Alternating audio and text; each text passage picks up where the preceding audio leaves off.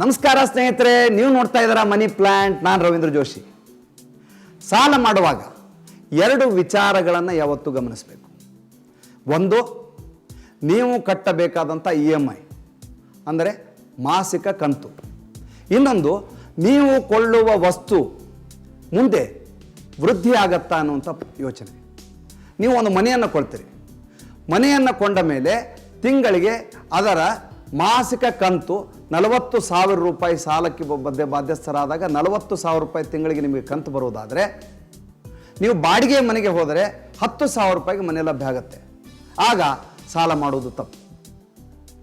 ಅದೇ ನಿಮ್ಮ ಮಾಸಿಕ ಕಂತು 10,000 ರೂಪಾಯಿ, ಅದರ ಆದಾಯ ವೃದ್ಧಿ 40,000 ಆದಾಗ ಆ ಸಾಲಕ್ಕೆ ನೀವು ಬಾಧ್ಯಸ್ಥರು ಮತ್ತು ಸಮರ್ಥನೆ.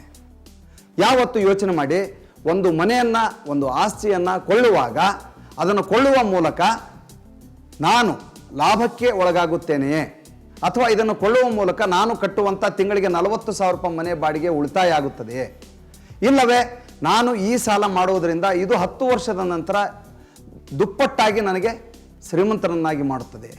ಈ ಅಂಶವನ್ನು ಗಮನಿಸಬೇಕು. ಜೊತೆಗೆ EMI, ನಾನು ಮೊದಲೇ ಅಂಶ ಹೇಳಿದೆ, EMI ಮಾಸಿಕ ಕಂತಿನ ಮೊತ್ತ ನನಗೆ ಎಂದೂ ಹೊರೆಯಾಗುವುದಿಲ್ಲವೇ, ಈ ವಿಚಾರವನ್ನು ಗಮನಿಸಿಕೊಂಡು ಸಾಲಕ್ಕೆ ನಮ್ಮನ್ನು ನಾವು ತೊಡಗಿಸಿಕೊಳ್ಬೇಕು.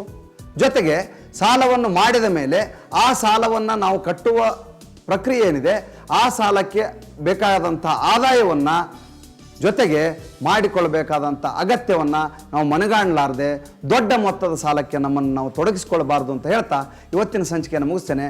ನಾಳೆ ಹೊಸ ವಿಚಾರದೊಂದಿಗೆ ಬರ್ತೇನೆ. ಅಲ್ಲಿವರೆಗೂ ನಮಸ್ಕಾರ ಸ್ನೇಹಿತರೆ.